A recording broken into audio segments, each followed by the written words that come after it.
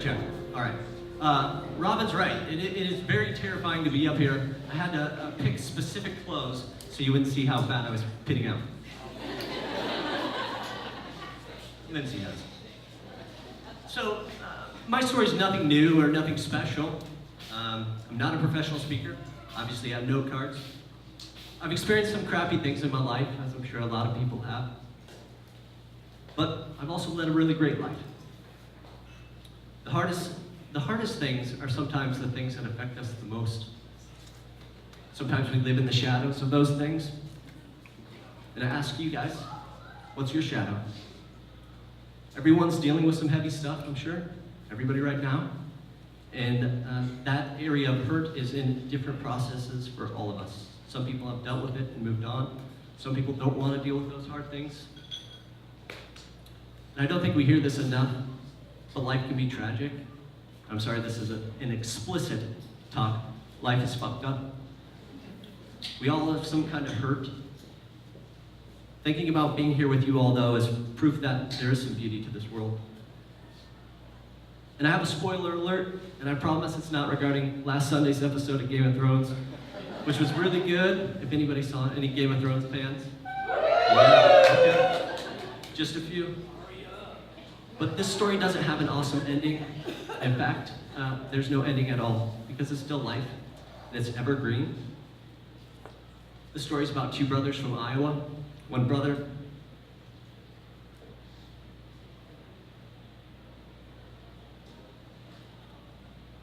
who's made some really bad choices and actions. And the other story is about the brother who's lived in the result of those actions. I'm that brother. So there's a disclaimer. Oh, that's us right there. I'm the kid with a fat head. That's my brother Tyson pulling me. My brother's not here to tell his side of the story, which would be completely different than my side.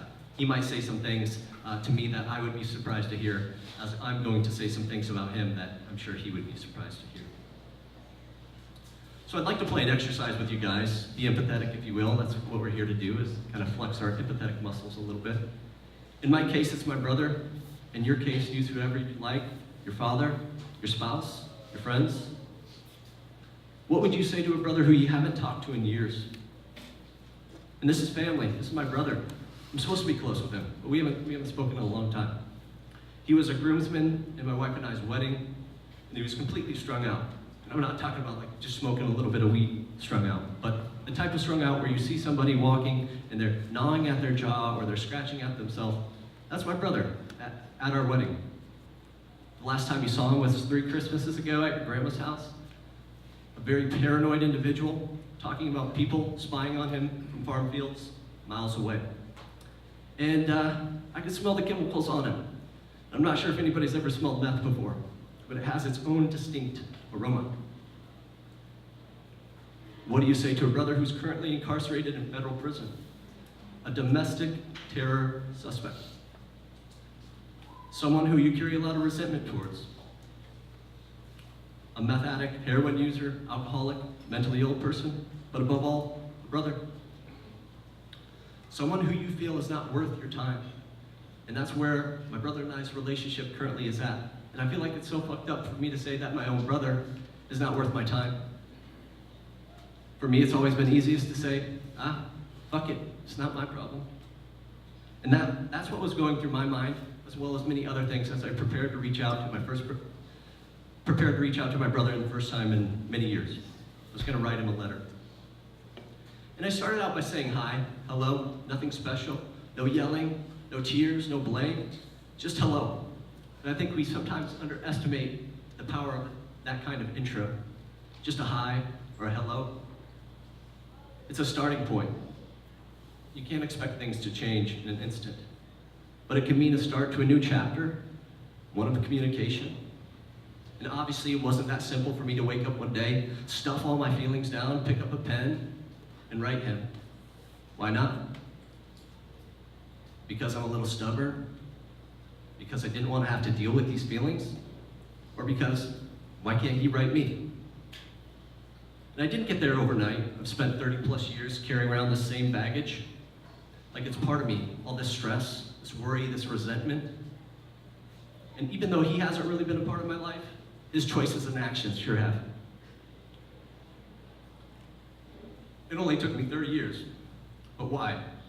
I thought, why am I carrying this around? And more importantly, what can I do about it? Nobody enjoys dealing with these kind of feelings. I guess I did.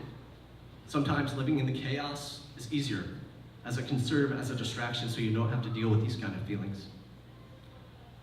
Finally, I decided I was going to be the one who reached out to my brother in hopes of having a conversation, a hi or a hello. I realized something pivotal in the past couple years. It's not him who makes me feel this way, it's me. I control my own feelings. We control our own feelings. It's always been easy for me to play the victim card. It's his fault we have no relationship. It's his fault we haven't talked to in all these years. All the scar tissue that I have, it's his fault, not mine. That's so easy to do. But I was so wrong. I think there's something refreshing and humbling about owning your own shit. There's a great Mel Robbins quote that you don't get closure from somebody else. You don't get closure from somebody else. So to give you some back history between my brother and I, we grew up in, as most Midwestern families do, sons of hardworking blue-collar home builders in north central Iowa.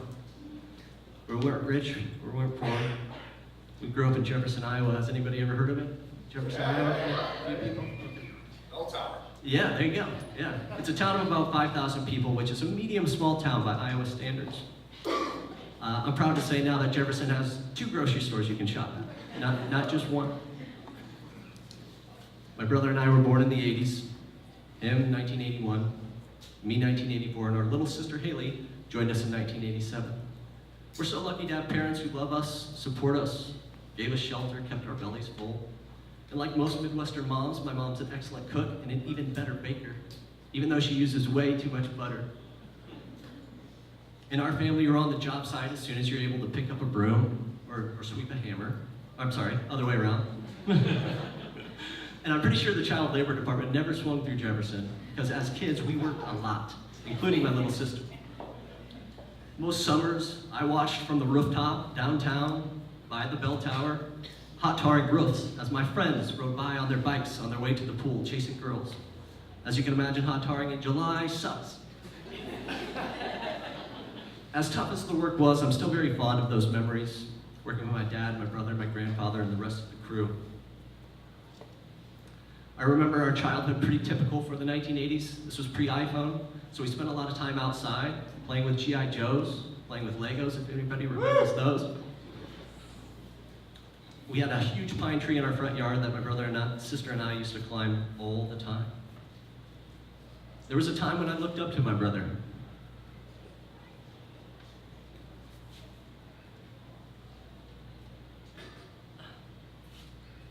Wanted to be just like him. I'm sure somebody can relate to that. I was his shadow for the majority of our toddler and adolescent years. Classic little brother following big brother around, doing whatever he was doing. If he thought it was cool to do flips off an air mattress in our driveway, I did too, but I can't do a flip. And I landed, broke my collarbone. My parents didn't believe that I broke my collarbone, so they put me through a series of rotations. It was the most painful bath that I've ever had. And then you get the cast like this, if anybody's broken their collarbone. When it was my brother's idea to pee on the old lady's house behind us, whom we were convinced was a witch, her name was Thelma. Who do you think was caught with their pants down? It was me, not my brother. When we made the dandelion tea, who do you think drank it first? It's actually not that bad. And don't get me started on what went down on the initiation of the Cool Kids Club, the best and brightest of Elm Street in Jefferson, Iowa. So my brother's a very smart man. I'm talking like genius level smart. At a young age, it was obvious that he excelled in reading, math, comprehension, all other academia.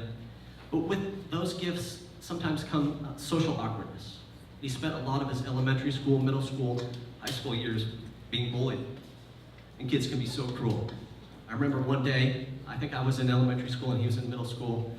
He was gonna have a fight with another kid. We don't live too far from school, it's a small town. Everybody's walking, gonna watch the fight. And my brother's getting ready to fight this Casey, I think his name was, and they're getting ready to fist fight, but instead my brother goes into the garage and pulls out a BB gun rifle and shoots the kid, and the kid runs off. But he was in all these kind of circumstances, and people were always picking on him. It was just really tough to see, because he was my buddy.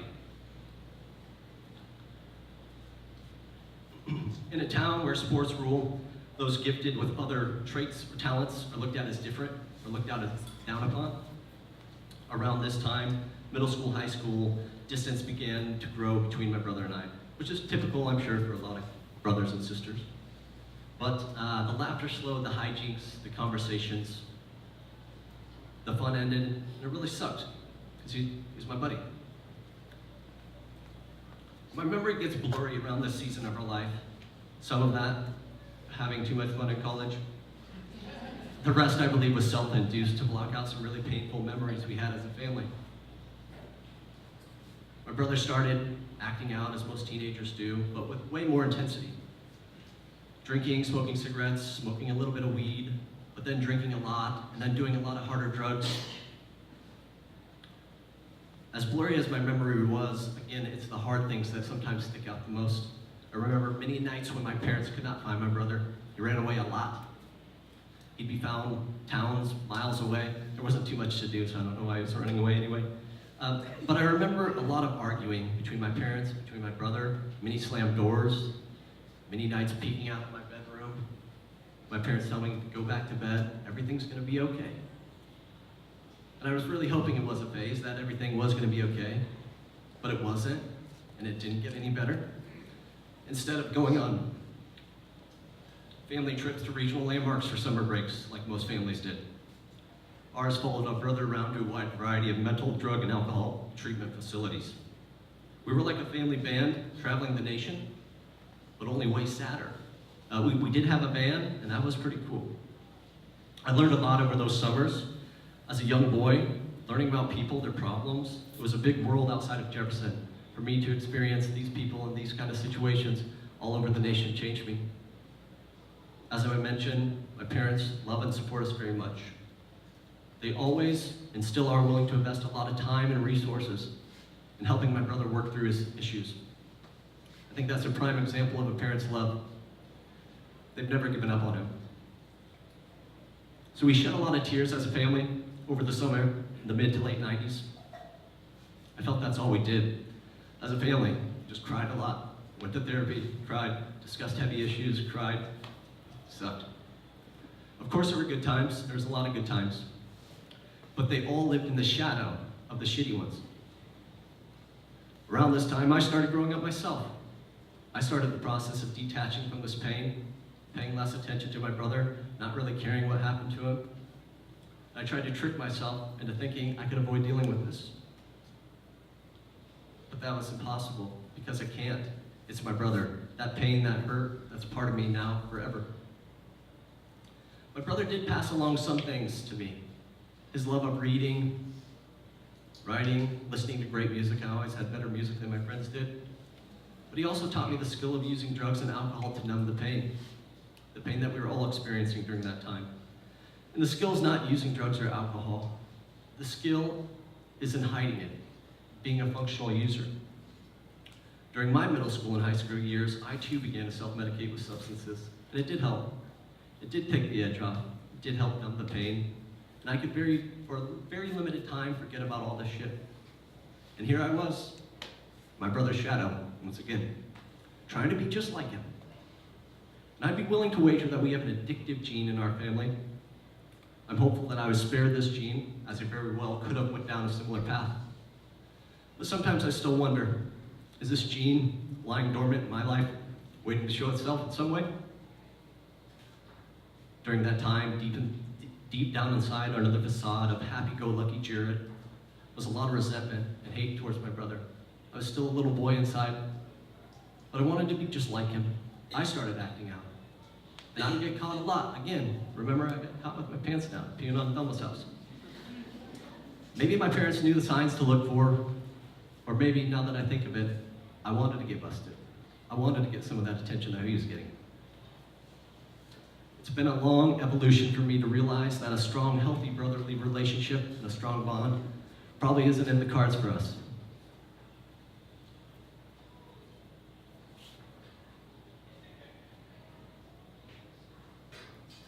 If you've ever tried to take a drink with a shaky hand, it's really difficult, as everybody's watching. So none of those things, none of the typical strong bond, brotherly things were present in our lives. Instead of catching a game together, my brother and I would drink a lot and do a lot of drugs. Together we'd go on mind-expanding hero journeys with psychedelic mushrooms. And a hero's journey is taking a minimum of 5 grams of mushrooms. There's 3.5 per, I don't need to tell you guys. But it was fucked up. My brother's an extremely strong person, though not in the physical sense, because I'm pretty sure I could kick his ass. But his strength lies within his drive to continually fight his demons. I haven't painted the most favorable picture of my brother, but I truly admire his desire to always try and kick this. Fighting addiction can be just as brutal as the problem itself. It's a roller coaster for the addict and their family. It's a journey of love, hope, hate, hurt, love, hope, hate, hurt, again and again. And we're still on it. Like I said, there was good times throughout all these years, periods of sobriety that were nice to see for my brother. He seemed like he'd have his shit together, especially around the times when his children were born. He's on the up and up, he quit using, everything seemed to be okay. And I felt like we were in one of those good times between 2010 and 2014. Fast forward a couple years, 2015, 2016, things started to really spiral out of control for my brother. He began using, but again, in typical brotherly fashion, with way more intensity, heroin, opioids, meth, alcohol. And if you're not familiar, meth is one of those inexpensive options if you prefer opioids or heroin. It's kind of like the generic drug. Thank you. One can balance most everything in your life. One can balance most everything in your life logistically for a very limited time when you're getting this fucked up. As you can imagine, it soon begins to mess with your work, your relationships, and all areas of your life. When you're starting to get this fucked up, you can no longer function at work, your cash flow begins to decrease, and you need to create some new revenue streams so you can continue. You're spending a lot of money on drugs, and like anything, momentum, it's all about momentum. The momentum adds to the high. If you slow down, so does your high. So you're always chasing it. It's like a train moving down the track. As with most instances and stories we hear about people in this state of addiction, one of 2 things happens. 1, they OD and die. 2, the law eventually catches up with them. The law did catch up with my brother, although I'm not sure that would have been the better option for him. And that's fucked up to say. That maybe it's an easier choice for my brother to OD and die. But when you have a family member in that state of addiction, experiencing that much hurt, and their family around them experiencing that much hurt, it seemed like a viable option. So I'm really surprised that my brother did get busted though. Like I said, he's super sneaky, super crafty. Never got caught. So allegedly, he was, and I have to speak in allegeds, allegedly he was driving around with 2-way radios, hammers, dispatch scanners, camouflage, binoculars, flashlights, all using the cover of darkness to commit these crimes. I picture him as kind of a junkie Robin Hood. He had quite the little operation going, and the police couldn't even keep track of him. They had to install I think it's a police tracker on his car, which my brother, being the highly paranoid person he was, found it, destroyed it, continued on crimes across the county. In late 2016, while awaiting sentencing for his other crimes, things continued, surprisingly, to get really bad for him and our family. And one thing you have to realize about small town Iowa is that any news is big news. So everybody knew what was going on with my brother. Luckily, I live 3 hours away here in the Iowa City area, but my family, my mom, my dad, my sister, my grandparents, everybody has a front row seat there. So they hear the whispers in the grocery store. They see the tight-lipped smiles that those who feel bad for you give.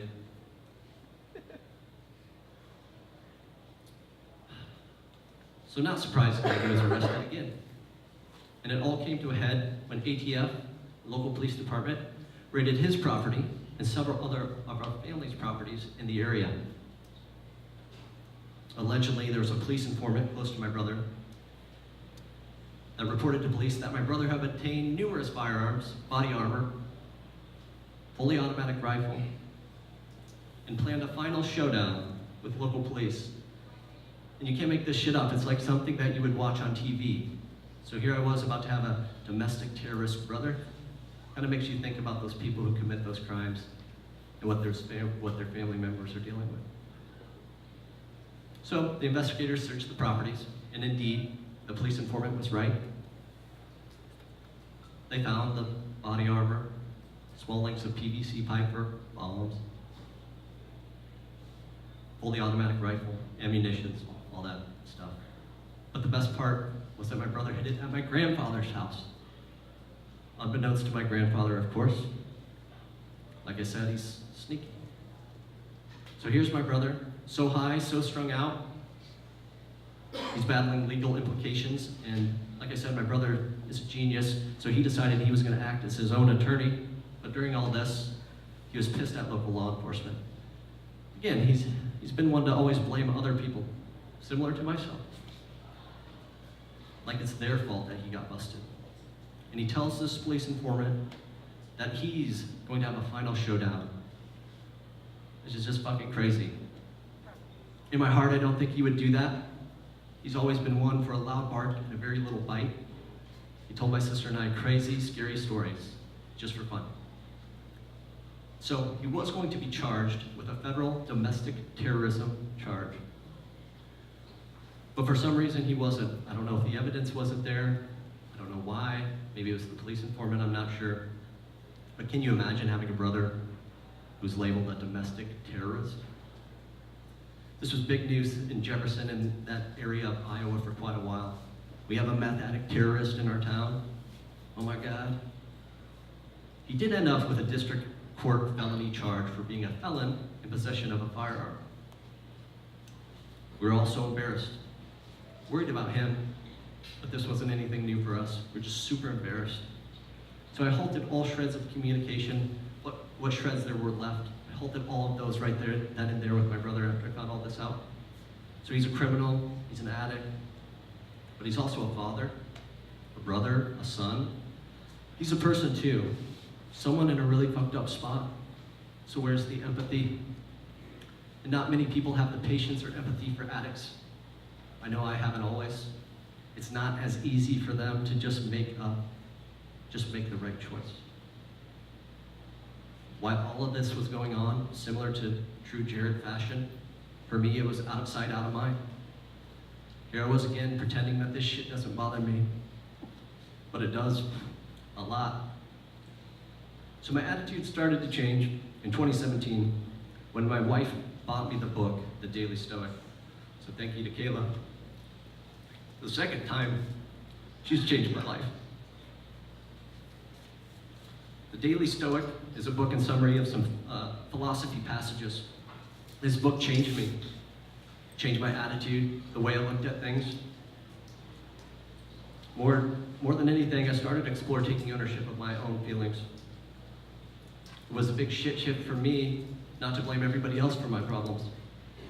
I was gifted with the realization that it wasn't him who made me feel this way, but it's me. Some of my favorite Stoic quotes are, choose not to be harmed, and you won't feel harmed. Don't feel harmed, and you haven't been. But like most philosophy, you need to read it a couple times or hear it a couple times. But I encourage you guys to go out and get the Daily Stoic. Another quote that I really like, you don't have to turn this into something. It doesn't have to upset you. That's easier said than done. My wife hates that quote. This kind of thinking has been a real journey for me. It's given me fresh perspective on how I treat others, but more importantly, how I treat myself. So back to the letter. I'm sure you're wondering about the letter from the beginning of the talk. There are a few weeks of getting up the courage to even write him. Again, typically, you want to just not talk to him, but I got up the courage. Not sure how he would take it. I wrote the letter and I sent it. The contents of the letter right now aren't relevant for this story, but I was proud that I took the emotional investment in my brother and I's relationship. So I mailed it, and guess what? Nothing happened. I thought to myself, oh, it's jail mail. That takes a little while. You gotta smuggle it between the bars. Somebody's gotta bring it in. Anyway. And I waited some more, and nothing happened. Again. This is months that go by.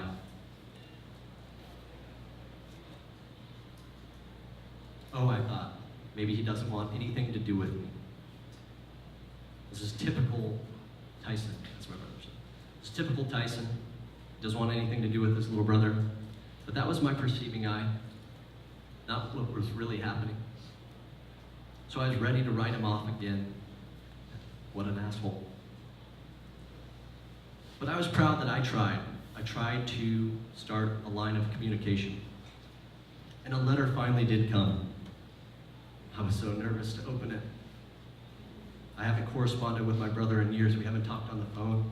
We haven't exchanged mail up until now. What would this moment be where he takes ownership for all of this and apologizes? I was patting myself on the back. Good job, Jerad. You did it. I'd let the letter sit on the counter. For days, I just let it sit there. And I'd walk by it, I'd get ready to open it. I'd walk by it some more, I'd look at it, just wondering what was in that fucking letter.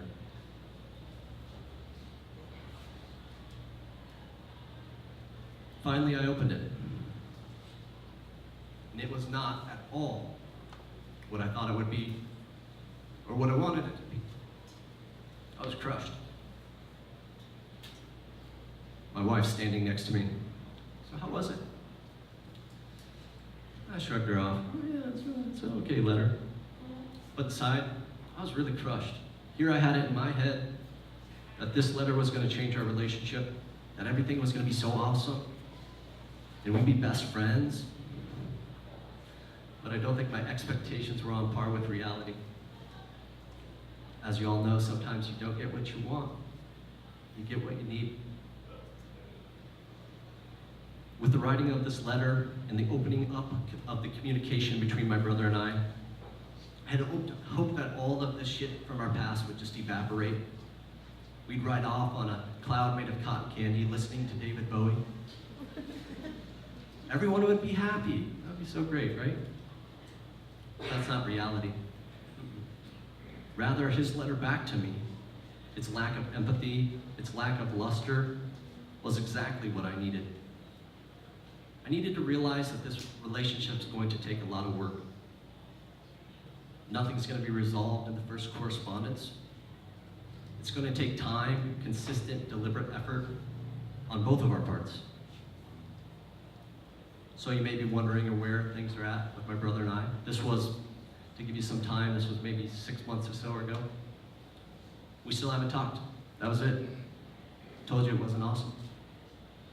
And I go back and forth battling my own self-talk of my effort on this side of the relationship. Not to expose myself to this possible hurt, this pain, but I'm only human. And this story is still being written. So who knows? I'm not sure if there's a happy ending here or not, or if there will be. But I'm going to take the action to find out. I'm setting out on this quest. On the road to self-improvement, there is no finish line. And I'm going to stay in the race. Thank you.